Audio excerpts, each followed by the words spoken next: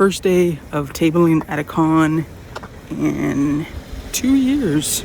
So, wearing my Superman tie. We're at Meadowlark Comic Con, and I'm not used to walking and filming at the same time. But yeah, hopefully it's a good show. Try to get in the rhythm. We'll see what happens. I have a modest goal of selling at this con, and yeah, see how it goes. Okay, so yeah. Now it is the day after Meadowlark Comic Con, where the event I went to this past weekend. I haven't been to a con in a couple of years.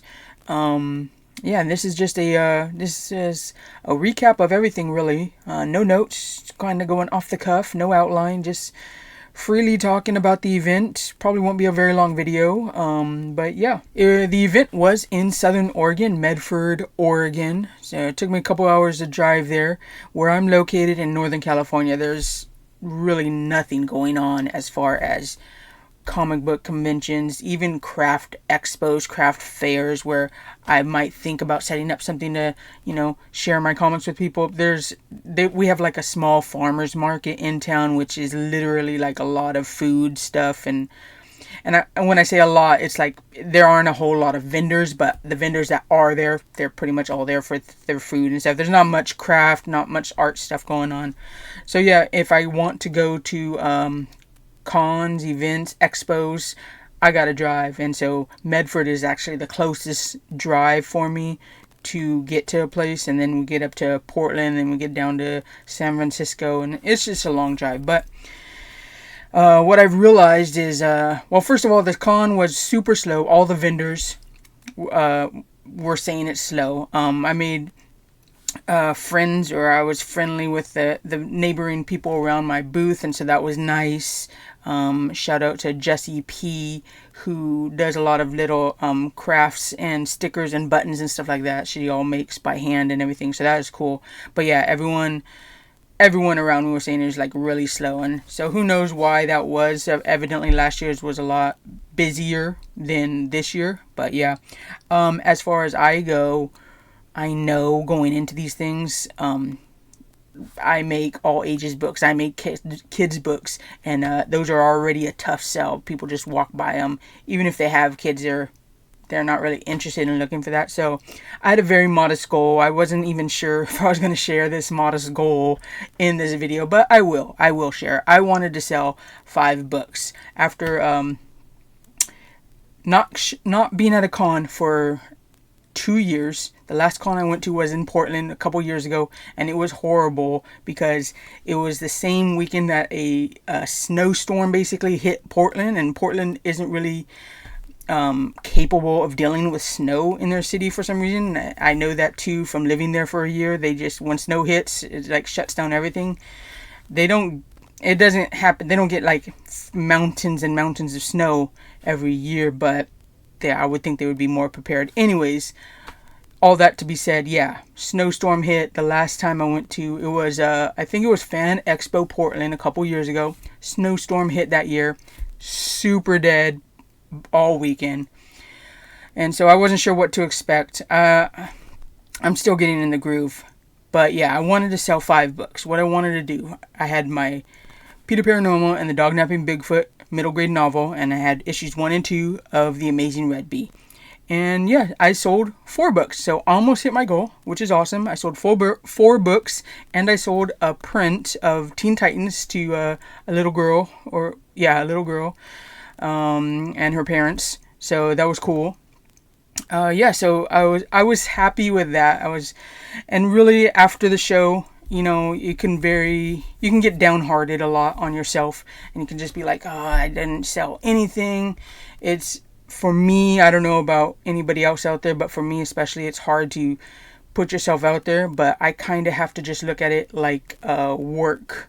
Yeah, it's like, because I do still have a day job, and in my day job, I have to interact with people. That's part of the job. You have to it's retail, so I just have to, hey, how you doing? Hey, check this out. This is what we got going on, blah, blah, blah, blah, blah, blah.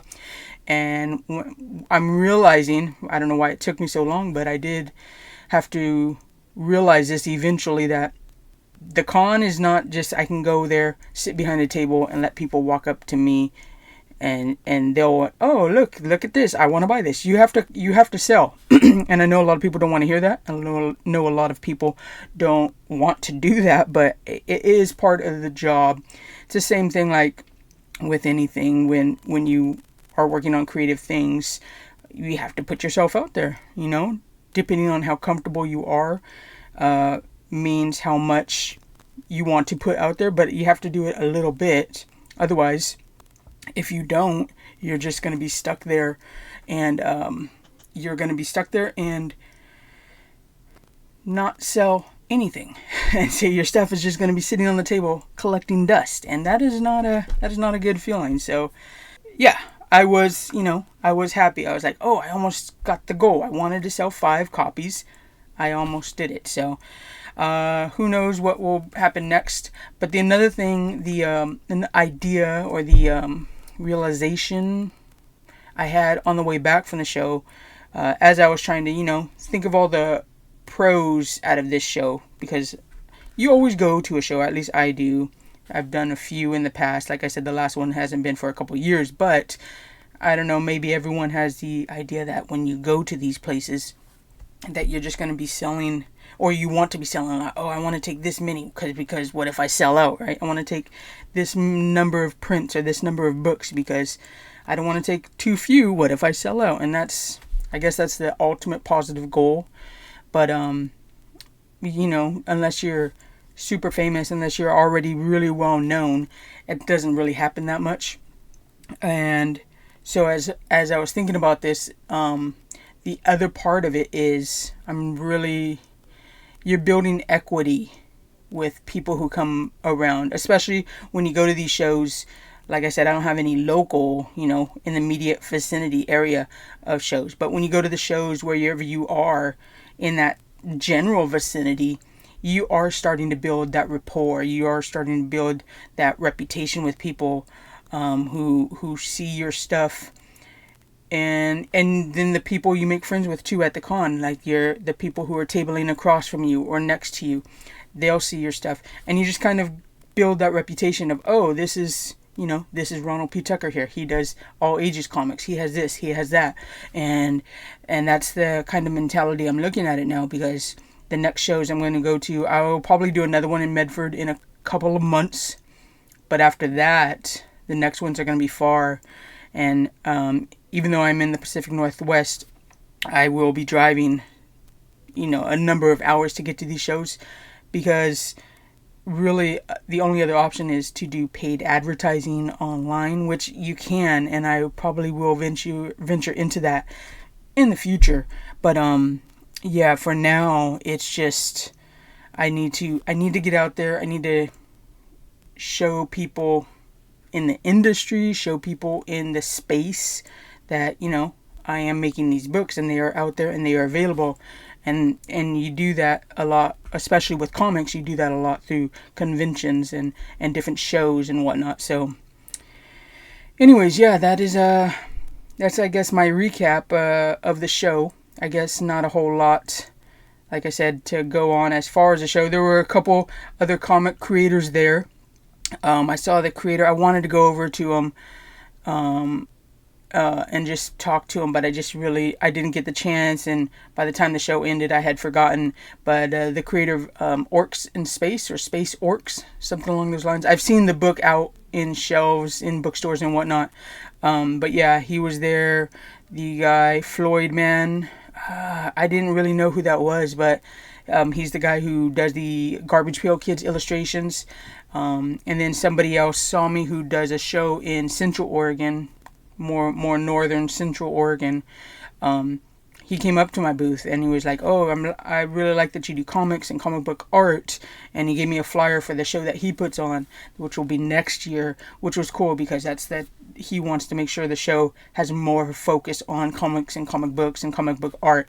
So yeah, that's the other thing. Like I said, when you're building equity and you're building your reputation and going to these shows, you really just you're getting your name out there, and that is another benefit of that. I remember years ago when I went to my first show, I don't think I sold anything, But my whole thing, oh yeah, well, you're just going for networking and, you know, and rubbing shoulders with other people, which I didn't do any of. But that's the common thing, right? Everyone says, oh yeah, you got to go in for networking. It doesn't really happen a whole lot unless you know people. But over time, and like I said, when you put yourself out there, you have to put your first foot forward, sort of thing, and you start building those, you know, alliances, I guess you'd call them, those connections with other people, other artists, other creators, other shows.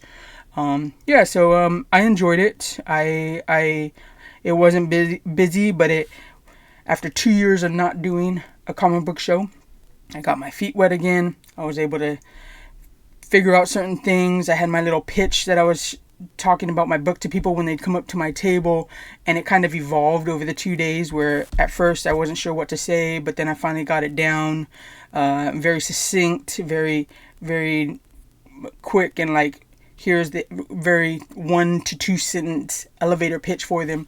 So it was good. I liked it. The more, like they say, the more you do it, the more it becomes natural, the more familiar things feel. And that is what it felt like after the second day. After the first day, changed things up, started talking a little bit more about, you know, just the art, what I'm doing. It's difficult when you're starting out. So yeah. So anyone who does cons, you probably know what I'm talking about. And if you haven't done them and you want to, just know that it doesn't come easy, especially if you're introverted. But it can be done. So yeah. Anyways, I enjoyed the show, and I will be doing more in the future. And that was this video. Oh, the other thing I realized too, if you make it this far in the video, thank you very much. The Amazing Red Bee, as much as I like it, and I need to get the 3rd issue out because I can't just leave 2 issues of the cliffhanger. It is a 3-issue arc. The 3rd issue will be coming out later this year, but I'm realizing it's not the story. Like, I need other stories. The superhero kid thing is cool, but I need other things. So I have a number of different ideas that I'm going to try to put out, and I am going to make them all one-shots. So they're going to be 20-page comic books, so I don't have to worry about issue 2 or issue 3. I'm just going to do 20-page books. I'm kind of looking at Art Baltazar, famous cartoonist Art Baltazar, and seeing how he's done things in the past. You know, now he's, you know, legit, seriously famous. But he started with, you know, his single comics. He didn't make a bunch of comic series or IP and do it as like a 6-issue series. He just did one, and that gives you, your customers and your readers, a selection to choose from. So I've got a number of different ideas that I want to put out, and I'm going to make sure they're 20 pages so I can get them out quicker. And try to find out what readers are digging, what readers are into, and just give them a broad selection. So it's not just one flavor. It's like, oh, if they don't like that one book, well, I have 3 issues, but if they don't like it, then you're not going to make that sale. But if they don't like that one, but you have another one, or you have a 3rd one, or you have a 4th one, then, you know, maybe we can work with something like that. So yeah. I definitely am working on getting the 3rd and final issue out of Amazing Red Bee, but I am working on basically 2 other IPs, 2 other IPs, 2 other creations. I don't know what the right word is, but you know what I'm saying. 2 other books of totally different characters that will be just simple one-shots, adventures. And yeah, I hope to have the 2nd character creation out by the end of the year, and the 3rd one, I just put in an application for WonderCon to table at the Artist Alley over there. I hope to have the 3rd one done by WonderCon. So I have a lot of work to do. Still have a day job, which I probably will be making a video about soon, because things have changed with that. For the better, for the worse. There's pros and cons, but I think I'll make a video about that, just because, you know, I don't think a lot of artists talk about their day job, and I'm not going to be talking about it in a sense of what I do, but I'm just going to be talking about how the balance is, really. Like the balance of working a day job and then still following your dreams of whatever your creative dreams are, but mine are making comics full time. But yeah, anyways, if you've made it this far, thank you so much for watching. Hit that like, hit that subscribe, and I will see you in the next video. All right.